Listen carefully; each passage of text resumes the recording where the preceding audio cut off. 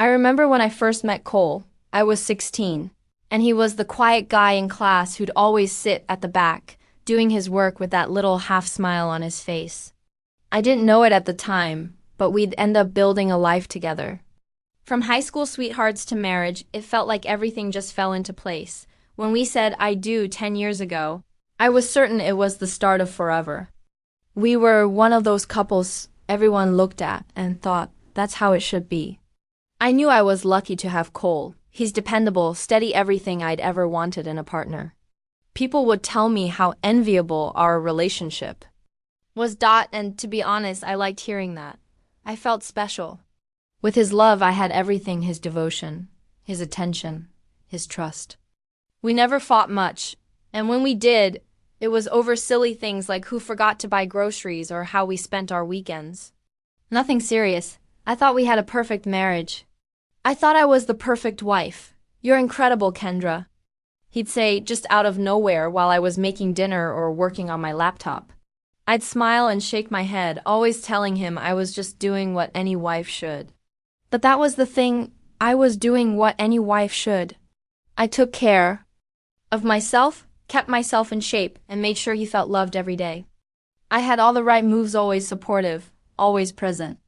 I was the woman who held the house together, who made him feel like he was the most important thing in the world. And he was my everything. But lately, things had felt different. I couldn't pinpoint why at first. It wasn't obvious. I hadn't caught him cheating or anything drastic like that. It wasn't even a fight that made me think something was wrong. It was more like a slow drip, a nagging sense that I was losing him bit by bit. Cole had been more distant lately, especially after work. I could see it in his eyes even when he smiled at me. The way he'd zone out when I spoke about my day, the way he'd check his phone more often than usual. I tried to ignore it, chalk it up to stress. Maybe it was just work.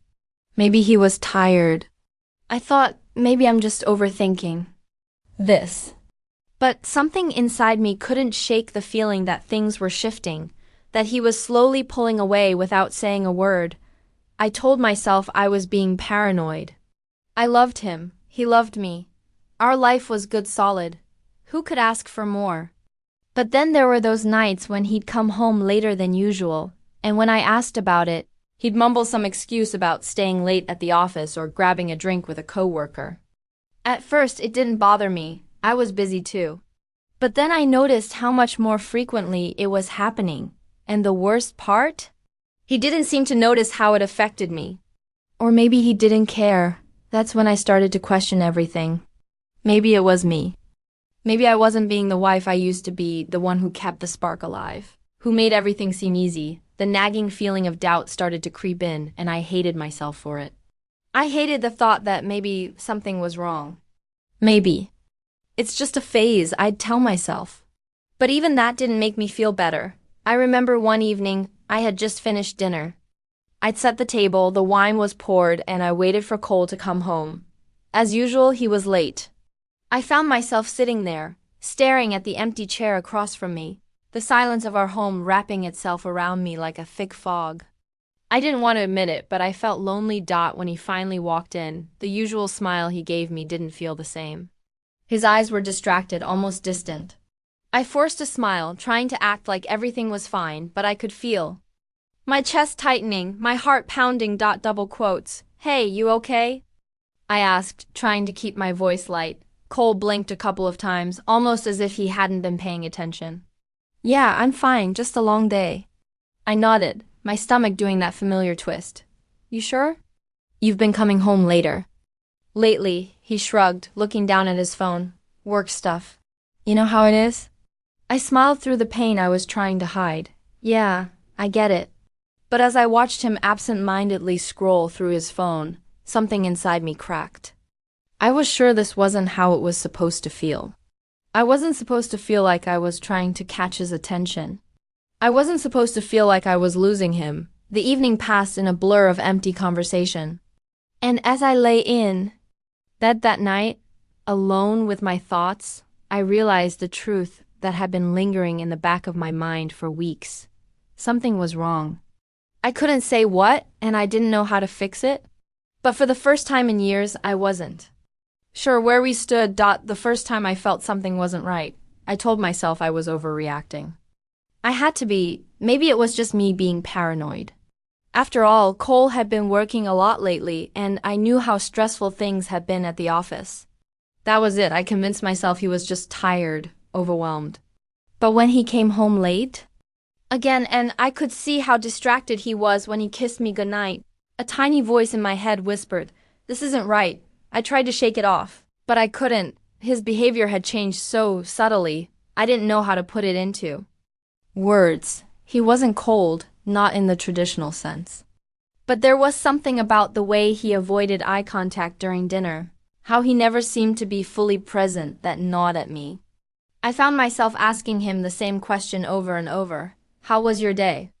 But the answers were always the same: long, busy, fine. One night I sat across from him at the kitchen table, trying not to watch him scroll through his phone.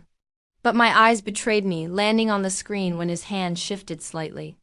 I quickly looked away, but I couldn't shake the nagging feeling. Why had I never felt the urge to check his phone before? Now every time he got a message, a sick curiosity twisted in my stomach. I wasn't a suspicious person. I trusted Cole always. But something was different. I don't know if it was the way his eyes darted to his phone when a new notification popped up, or how he'd lock it so fast when I walked into the room. Maybe it was just my mind playing tricks on me. But the more I thought about it, the more I felt like I was in the dark about things that used to be so simple. It all came to a head when I noticed the unexplained charge on our credit card. A hotel, one I didn't recognize. I stared at the bill, a lump forming in my throat. My first thought was, maybe it's just a mistake, but my gut, it told me otherwise. "Hey, Cole," I asked that night, trying to keep my voice casual as I sat down next to him. "Do you know why there's a charge for a hotel on our credit card?" His eyes flicked up, a brief moment of panic flashing before he quickly masked it with a smile. "I don't know. Maybe a work thing. I'll check with the finance department tomorrow." I nodded, trying to hide the wave of disappointment crashing over me. Maybe I'm overthinking this, I told myself again. Maybe he's telling the truth. But my mind kept racing. The next day, I met Sarah for lunch. She could always tell when something was off with me, even when I tried to hide it. She asked me how everything was with Cole, and I hesitated before answering. I wanted to be honest, but I didn't want to sound crazy either. She had always told me that relationships weren't perfect, that there would be ups and downs. He's just been different lately, I said, avoiding her eyes. More distant. I feel like I don't really know what's going on with him anymore. Sarah raised an eyebrow. Have you talked to him about it? I hesitated. I did. He said it's work, but I don't know. Something doesn't feel right. He's been so secretive, and I found a charge for a hotel on our card. He didn't have a good explanation. Sarah took a slow sip of her coffee, looking thoughtful. Well, Kendra, relationships go through phases.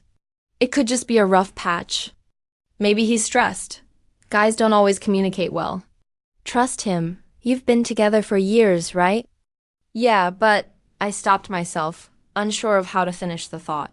What was I supposed to say? I don't trust him anymore. I just feel like I'm being left out of his life. She smiled sympathetically but didn't say much else. Sometimes people shut down when they're overwhelmed. Don't jump to conclusions. It might just be a phase. But her words didn't comfort me. They only made me feel more confused, like maybe I was the one blowing things out of proportion. Maybe I'm the problem, I thought. Maybe I'm the one who's been distant. Maybe I'm imagining things, but deep down I knew something was wrong. The next week, I caught him again. He was talking to someone on the phone in the other room, and I wasn't trying to eavesdrop. But his voice had an edge to it, low and urgent in a way I hadn't heard before. I strained to catch the words, but I couldn't. When he hung up, I heard him shuffle back toward the living room. Who was that? I asked casually, even though my heart was hammering in my chest. Just a colleague, he said, brushing it off. Nothing important. But that same tightness in his voice lingered. I could feel the lie in the air between us. I tried to ignore it, But my stomach twisted every time he left his phone face up on the kitchen counter or when he started acting distant again. I could feel myself slowly slipping into this anxious, obsessive state, wondering if I was missing something. If I was just being too suspicious, or if my gut was finally telling me the truth I didn't want to face. I wasn't sure what I was looking for, or even what I hoped to find. But every time he left the room, every time he glanced at his phone and quickly hid it, I felt the ground beneath me crack, just a little more. I didn't want to find it. I didn't even think I was looking for it, but there it was. I was scrolling through my emails looking for something completely unrelated when I saw the name, and something about it made my stomach drop. It was a message from a number I didn't recognize. I don't know why I opened it. Maybe it was curiosity. Maybe I was tired of pretending I didn't know something was off. I stared at the text for a moment, blinking rapidly. I miss you. I can't stop thinking about last night. Let me know when we can meet up again. I didn't have to read it twice. I didn't even have to read the name at the top. I knew who it was. I knew. My head spun, and everything around me seemed to fade away. The sound of the refrigerator humming in the kitchen, the dog's nails clicking against the floor, it all disappeared. The only thing left was the text on the screen. I didn't know how long I stood there, holding my phone. I felt like I was suffocating. I took a step back, my heart hammering in my chest. I wanted to cry. I wanted to scream. I wanted to throw the phone across the room and pretend it wasn't happening. But all I could do was stare at it, feeling like my entire world was crumbling down around me. I didn't even notice how my hands were shaking until I tried to close the message. But that wasn't enough. I needed to know. I needed to see more. I clicked on the name. There, at the top of the conversation, was a string of messages from the past week. You still haven't told her. Don't worry. I'll make sure she's not suspicious. I don't want to lose you. I felt the blood drain from my face. I staggered back and gripped the edge of the counter, fighting the wave of dizziness threatening to overwhelm me.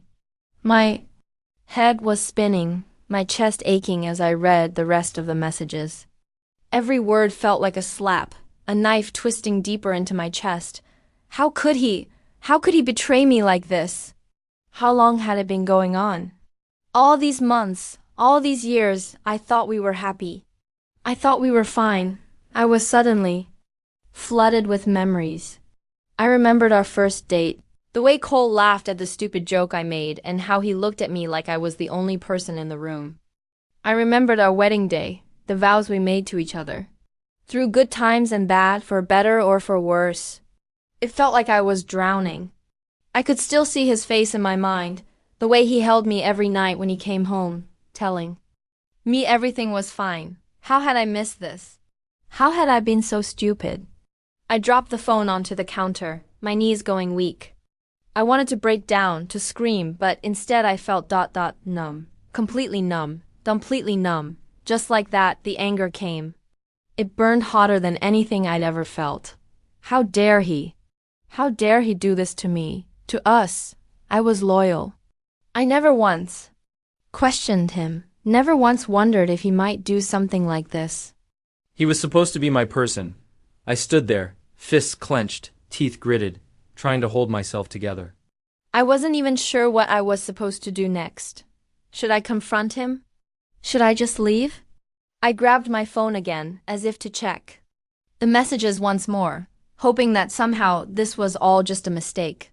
But the reality of what I had seen wouldn't let me pretend anymore. My vision blurred with tears that I didn't know how to stop. Why? I sank onto the kitchen chair, my hands covering my face. I didn't know how much time had passed. Was it minutes? Hours? I didn't know. The only thing I could think about was the anger and betrayal swelling in my chest. The words felt like they were suffocating me, pushing their way to the surface, demanding to be spoken. I didn't want to confront him. I couldn't, not yet. I couldn't bring myself to hear him lie to my face, to watch him apologize and beg for forgiveness. I wasn't ready to see him break down. Not after everything, but I also knew that I couldn't let this go. I had to face him. I had to know the truth, but where do I even begin?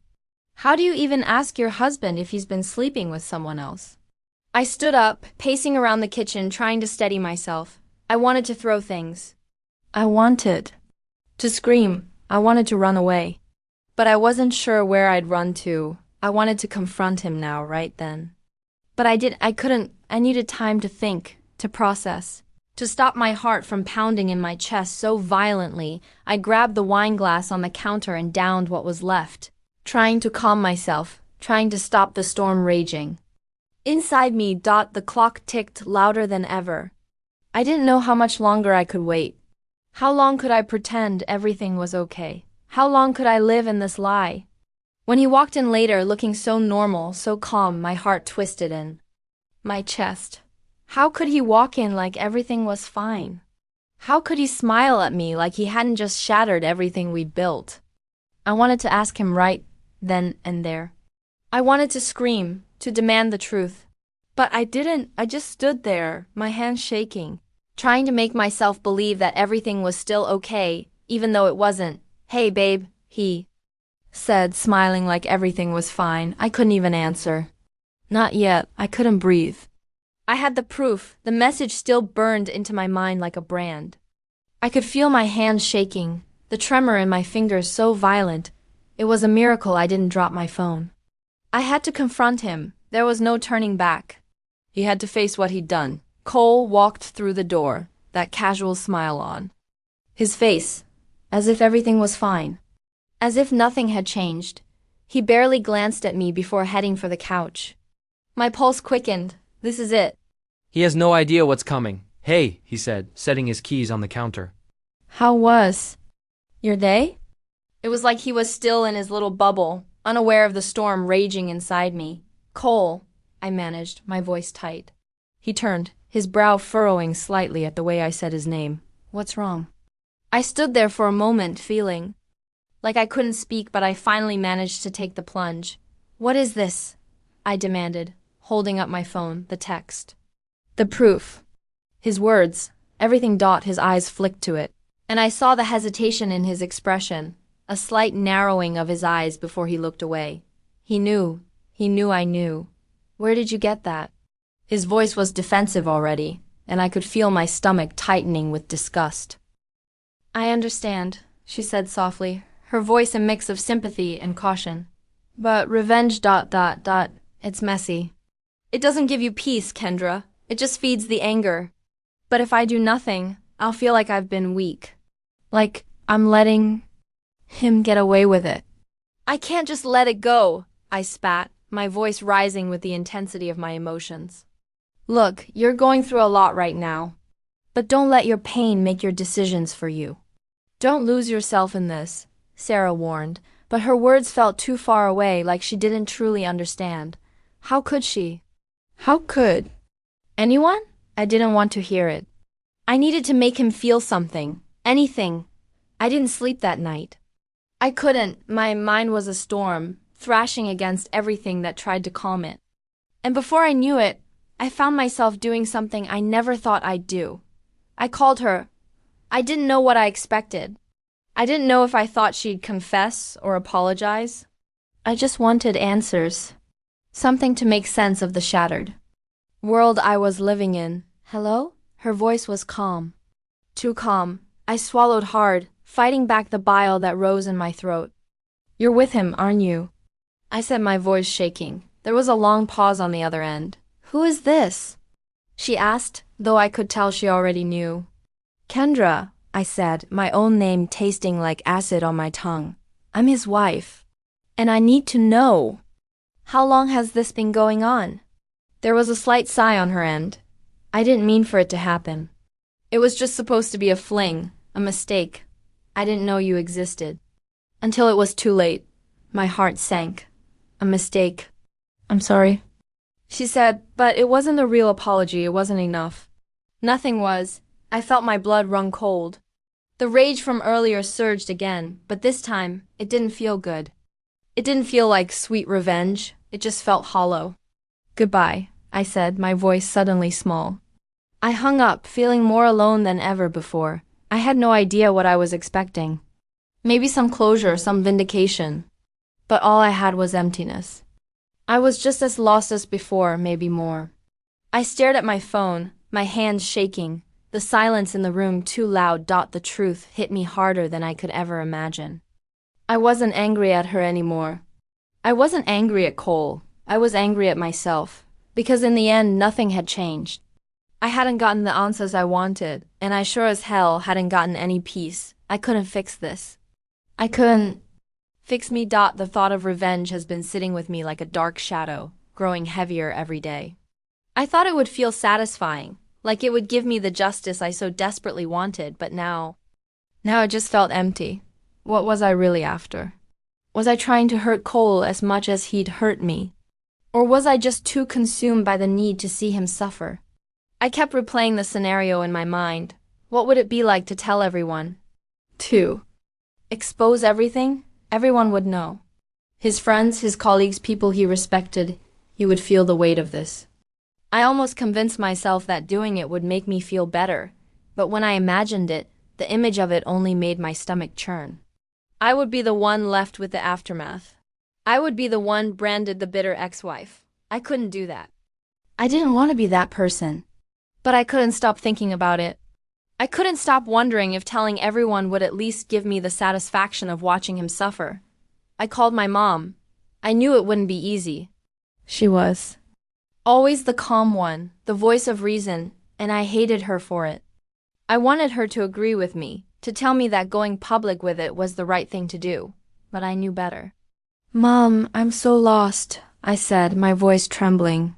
I didn't even realize how much I needed to talk to her until I heard myself saying those words. I've thought about everything, and I don't know if I should let it go or if I should just expose him, tell everyone what he did. There was a pause on the other end of the line. Then her voice, steady but soft, came through. "Honey, you're hurt. I get it. But you need to ask yourself what you want from this. What will help you heal?" I bit my lip, trying to hold it together. I don't know. I feel like if I don't make him feel what I felt, if I don't make him regret this, then I'll be weak. Like I'll let him get away with it. Kendra, this isn't about being weak. This is about your peace. You need to ask yourself, what do you want for you? Revenge?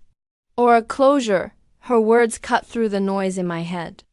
I hadn't really thought about it like that. Closure. What did that even look like? Could I really move on without making him pay? But what if he just walks away and I'm left with nothing? I asked. What if he doesn't feel sorry at all? What if he just moves on and forgets about me? Honey, you can't control that, she said, her voice gentle. You can't control his feelings or his actions. All you can do is take control of your own. Revenge won't bring you peace, Kendra. It will just keep you trapped in the anger. I sat there in silence, the weight of her words sinking in. It felt like a fog was lifting from my mind, but there was still this ache in my chest, this gnawing feeling that I wasn't finished, that I needed something more to make everything right. I don't know if I can just let it go, I whispered. How do I move on? How do I heal from this? You take it one day at a time. You forgive yourself for not seeing it sooner, and you forgive him, not for him, but for you. You do it because you deserve to feel free. I didn't respond right away. Her words felt right, but they also felt impossible. Forgive him? How could I? I spent the next few days turning it over in my mind, trying to decide if I could really let go of the anger, the hurt. I couldn't stop thinking about how he'd looked at me when I confronted him, like he didn't even care. The thought of him being so unaffected while I was falling apart made my stomach twist with rage all over again. But the more I thought about it, the clearer it became. Revenge wouldn't fix anything. It wouldn't change what had happened.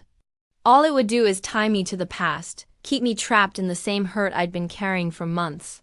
I didn't want to be that woman. I didn't want to be the one who clung to the past out of anger. I knew what I had to do. I had to face him one last time. Not for reconciliation, not for an apology, but for my own peace. I needed to say the things I'd been holding back, to take back some control over my life. So I called him. My hands were shaking as I dialed his number, but I knew I couldn't back down now. "Hey," he answered after a few rings, his voice low, guarded. Can we talk? I said, my voice steady despite the storm inside me. I need to see you. He hesitated, probably wondering what was coming. Okay, when? Now, I didn't want to wait. I didn't want to drag this out. I needed it to end, to stop living in the same cycle of pain and anger. When he arrived, I didn't know what to expect. I didn't know if he would beg or if he'd be defensive again. But what I knew was that I couldn't keep pretending everything was fine. Not anymore. We sat down across from each other. I could feel the tension between us, thick and suffocating. He didn't say anything at first, and I wasn't sure how to begin. But I knew I had to. You've ruined everything, I started, my voice raw, the words coming out faster than I'd intended. You've taken everything we had, everything I believed in. I don't even know who you are anymore, and I don't think I ever will. He opened his mouth to respond, but I held up my hand. No, I need to say this. I can't keep holding it in. You've done something to me that I can't fix. I can't undo the hurt you caused, and I don't know if I can ever forgive you, but I can let it go, for me. I need closure, Cole. I need to stop carrying this weight. I looked at him, not expecting him to understand. I didn't care if he did. This was for me, not for him. I'm done. I'm walking away, I said, and for the first time in months, I felt something shift inside me. I didn't know what my future would look like, but for the first time, I didn't feel so trapped by my anger. He didn't fight me, he didn't beg, he just nodded. And somehow that was enough. I stood up feeling lighter than I had in weeks. I'm done, Cole, I said, my voice steady. This is the last time. I knew I couldn't keep living in this chaos. I had been through every emotion, rage, sadness, confusion, but now I was done. I had to face him one last time, not to beg. For an apology, not to try and fix things, but to finally take control of my own life. It had been weeks since I found out, and I couldn't keep pretending like everything was fine. I couldn't keep letting him occupy my mind, letting him shape my every thought. When I called him, I wasn't sure what to expect. I didn't expect him to be nervous, but I could hear it in his voice. He knew this wasn't going to be a typical conversation. Hey, he said when he picked up. What's going on? I need to see you, I said, my voice steady. I wasn't about to play games anymore. This was it. Okay. Where? At the apartment. Now. I didn't give him time to argue. I was ready for this. I wasn't going to keep hiding, keep letting my anger fester. I needed closure.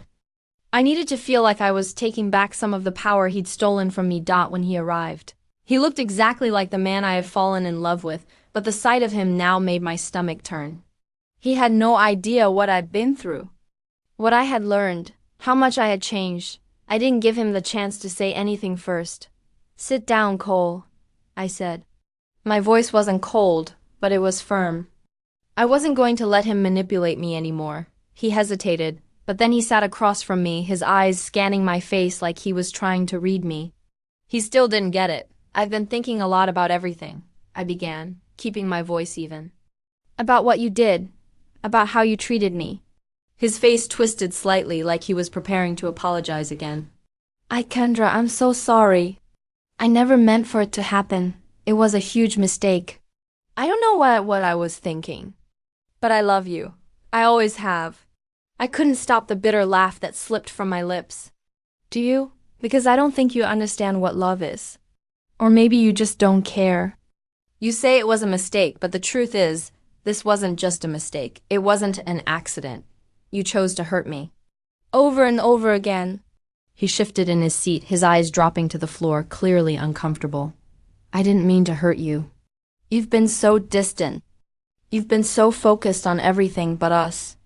I thought you didn't care anymore. I could feel my chest tightening.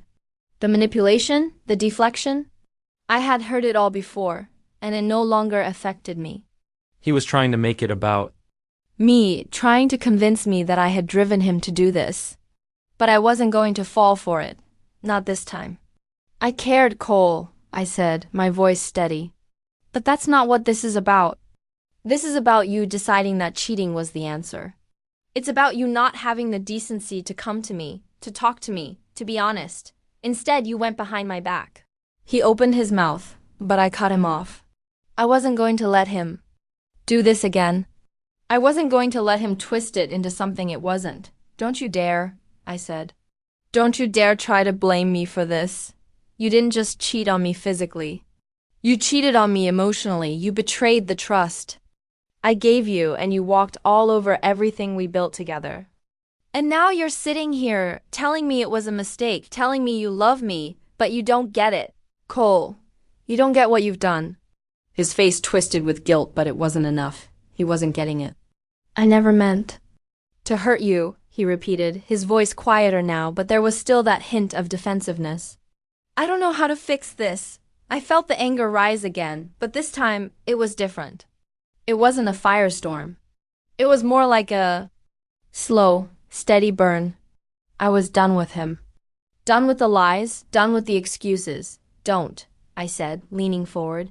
You can't fix this. You don't get it. You think I want some half-hearted apology, some quick fix for everything you've done? I don't want your apology. I want my life back. I want my trust back. But you can't give that to me. You broke me, and now I have to fix myself. But I can't do that with you in my life. He looked at me, his eyes softening. Kendra, I'm sorry. I never meant for this to happen. I don't care, Cole, I interrupted. My heart was breaking, but I knew this was the moment I had to let go. I don't care anymore. You've made it clear that I wasn't enough for you. And you know what? Maybe I wasn't, but you didn't try to fix it. You didn't work for it. You just gave up and you made me the villain. I could see the hurt in his eyes now, but I didn't feel sorry for him. Not anymore. I had spent so long caring about his feelings, about saving our marriage, about fixing things that weren't mine to fix. And now I was done. I don't want to be married to you anymore. I said, the words coming out so much easier than I had ever imagined. I can't do this anymore, Cole. I'm walking away. I watched him as the reality of it hit him. And for a moment, I almost felt sorry for him. But then, just as quickly, I realized that this wasn't about him. This was about me, about reclaiming the pieces of myself I'd lost. I don't know if I'll ever forgive you. But I can't keep living in this lie, I said, standing up. Goodbye, Cole. As I turned and walked away, I felt a weight lift off my chest. For the first time in a long time, I felt like I could breathe. I didn't need him. I didn't need his apologies or his guilt. I was enough on my own, and for the first time in months, I felt free. The pain still lingers. I won't lie and say it doesn't. Some days it feels like it's all consuming. I'll be going about my day, focusing on work or trying to put one foot in front of the other. And then something will hit me like a smell or a song, and I'll feel like I can't breathe, but I'm getting better. I can't deny it anymore. I'm starting to rebuild. It's not all sunshine and rainbows. There are still moments when I want to curl up in bed and pretend the world doesn't exist, but I don't. I can't. I've learned that much. I have to fight for my happiness, for my own peace. I've started taking care of myself in ways I didn't even realize I'd stopped. I've started running again. It's not easy, not with the weight of everything still sitting on my chest, but I push through. Every step feels like I'm shedding a little more of the weight he put on me. It's like I'm learning how to be me again. I've rediscovered my love for painting, too. It used to be something I did when I had time, but now it's a lifeline. I'm not just doing it because it's something I used to love. I'm doing it because it's mine. And when I'm done with a painting, when I stand back and look at it, I feel proud. I feel like I've accomplished something on my own. Something that doesn't need to be validated by anyone but me. I spent a lot of time focusing on these little pieces of myself. The parts of me that had been pushed aside when I was too busy. Trying to fix a marriage that was broken from the start. I hadn't realized how much I'd lost in that process until now. And I'm slowly starting to see that I'm enough. I'm more than enough. One evening, as I was cleaning up my brushes, after a painting session, my phone buzzed. It was Sarah. You good? She texted. I smiled at the screen, grateful for her presence in my life. She had been my sounding board throughout all of this. She'd never judged me, never told me what I should do. She just listened. I texted back. Yeah, I think I'm starting to be. She replied immediately. That's amazing. You deserve all the peace in the world. You're doing great. I put my phone down and looked around the room, letting the quiet sink in. For the first time in ages, I didn't feel like I was waiting for something to happen. I wasn't waiting for Cole to apologize or for the pain to magically go away. I wasn't waiting for a life I'd lost to come back. I was living my life now. And it was enough. I remember a time when Cole and I were at the lake, just before everything came crashing Down. We'd taken a weekend trip to the cabin, just the two of us. It was a rare moment when everything felt right. He'd held my hand as we sat by the fire, and we talked about everything and nothing at all. There was laughter, warmth, and a promise. We both made to always make time for each other, to never let life get in the way. At that moment, I truly believed it. I believed in us. I believed in him, but I was wrong. He had let life get in the way. He had let her get in the way. And now, I'm left here, picking up the pieces, learning to be my own person again. I used to think that if I let go of the past, I'd somehow lose that love we shared. But the truth is, I'm starting to realize that I never lost it. I was just holding on to something that wasn't there anymore. When I finally let go, it wasn't out of anger anymore. It wasn't about revenge. It was about me, about protecting myself, about choosing to move forward. The love we had was beautiful, but it's not who I am anymore. I'm not the woman who stays in a marriage just for the sake of it. I'm not the woman who lets herself be manipulated or overlooked. I am the woman who paints, who runs, who takes care of herself, and who finally believes that she's worthy of love, and not just from others, but from herself too. As I was reflecting on this, my phone buzzed again. It was a message from my mom. I'm proud of you. I know this hasn't been easy, but you're stronger than you think. You've come so far. Just remember, you deserve better. You always have. I had to swallow the lump in my throat. My mom's words were always a source of comfort, but this time, they hit differently. I wasn't just hearing her say I was strong, I was feeling it. I was seeing it in the way I was rebuilding my life, in the way I was rediscovering myself. I've realized that healing isn't about forgetting. It's about accepting, growing, and moving forward. I can't change the past, but I can control my future. And for the first time, I'm excited about what that might look like. As I sat back on the couch, my thoughts wandered to the future. A future where I'm not looking over my shoulder, waiting for Cole to realize what he's lost. A future where I'm not waiting for someone else's approval or love. A future where I'm in charge of my own happiness, where I get to decide what makes me whole. And for the first time in a long time, I feel hope. It's not the same hope I had when I was married, thinking everything would work out. It's a different kind of hope. One that comes from within, a hope that says I can do this. I can live the life I want, and I will. I smiled to myself as I stood up and walked toward the easel, ready to start my next painting.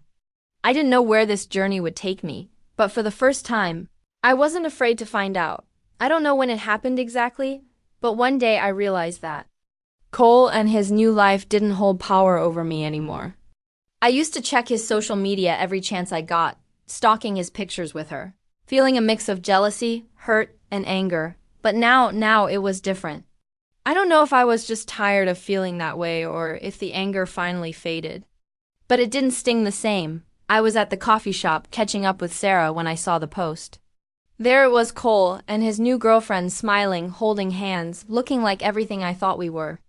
I should have felt something, anything. But I didn't. It wasn't jealousy or anger or even sadness. It was just indifference. Are you okay? Sarah asked, noticing my expression. I hadn't said anything. I nodded slowly, staring at the picture on my phone. Yeah, I'm fine. She leaned in, trying to read my face. You sure? I'm not angry anymore. I used to check his stuff all the time, see what he was doing with her, compare myself to her. I think I was hoping it would hurt, but it doesn't. I looked at the screen again, seeing them laughing together in the park, looking carefree. And I just didn't care. That's huge, Sarah said softly. You've come a long way, Kendra. I smiled at her words, but it wasn't some forced smile to cover up the hurt. It was real. I guess I have. When I left the coffee shop, I walked down the street, feeling a lightness I hadn't felt in a long time. I thought about how often I used to obsess over what he was doing, how much space he and his life had taken up in my head. But as I passed by a store window, I saw my reflection and, for the first time, I saw someone who didn't need to be defined by him. I had spent so much time trying to hold on to a version of myself that included him, trying to repair what was broken between us. But today, I realized that was never going to happen. That version of us was gone. And I didn't need it anymore. I stood there for a minute just looking at myself. I didn't recognize the woman in the reflection right away. She was stronger, more confident. I wasn't holding on to the past anymore. I wasn't waiting for an apology or for him to come back and tell me he made a mistake. I had stopped letting his actions define my happiness. For the first time in months, I felt like I could breathe without that weight pressing down on me. I wasn't trapped by my history with him. I was free. I'd pulled my phone out again and deleted the picture of Cole and his new girlfriend. It felt almost cleansing, like I was finally stepping into the future instead of staying stuck in the past. I didn't need to keep looking at it, hoping for something that wasn't going to happen. That was the final step. I didn't need closure from him. I didn't need to know why he'd done it or why he'd moved on so quickly. I didn't need him to tell me that I deserved better. I knew that already. I deserved better. And I was finally starting to believe it. I don't think I'll ever forget the love I had for Cole. I don't think I'll ever forget the way it felt when I thought we were invincible. But I also know that my love for myself is stronger now. And that's what matters. It's not about how he treated me or how quickly he moved on. It's about me, my worth, and how far I've come. When I think about the future now, I don't see him in it. I see me. I see a life where I'm in control. A life where I can make choices based on what I want and need. A life where I'm not looking back but moving forward, and that's enough. I didn't know when it happened. But one day, I woke up and realized I was finally free. Free from him, free from the pain, free from the weight I had been carrying for far too long. I had spent so much time trying to hold on to what I thought was a perfect life, trying to fix something that was broken beyond repair. But today, I could breathe without feeling like I was drowning in the past. I sat in my apartment, the sun streaming through the windows, and for the first time in a long time, I felt at peace. Not because everything was perfect, but because I no longer needed Cole's approval to feel good about myself. I didn't need his validation. I didn't need him. I didn't even realize how much I'd been holding on to until I started letting go. I texted Sarah this morning. I think I needed someone to witness this moment with me, even if it was just through a screen. I think I'm finally done, letting go for real this time. Her reply came almost instantly. I'm so proud of you. You deserve all the happiness in the world, Kendra. You've earned this. I smiled, feeling the weight of her words sink in. She had been with me every step of the way, even when I couldn't see the light at the end of the tunnel. Now I saw it. I wasn't looking for him anymore. I wasn't looking for answers or apologies. I was just living. I stood up, walked to the window, and looked out at the city. Everything felt like it was moving, and for the first time, I wasn't stuck. I wasn't waiting for the next wave of pain to hit. I wasn't tied to the past. I was moving forward, and it felt like the most empowering thing I had ever done. I could already feel the pieces of myself that I had lost falling back into place. Not because I was perfect or because everything had worked out the way I'd hoped, but because I finally understood something. I didn't need to be perfect. I just needed to be me. I am enough. I walked to the door, my hand on the handle, and I took a deep breath. It felt symbolic somehow, this simple act of stepping out into the world again. No longer holding on to the old life, no longer weighed down by betrayal. I was stepping into something new, something better. I didn't know exactly what that looked like yet, but I didn't need to. The future was mine to shape. And for the first time in a long time, I wasn't afraid.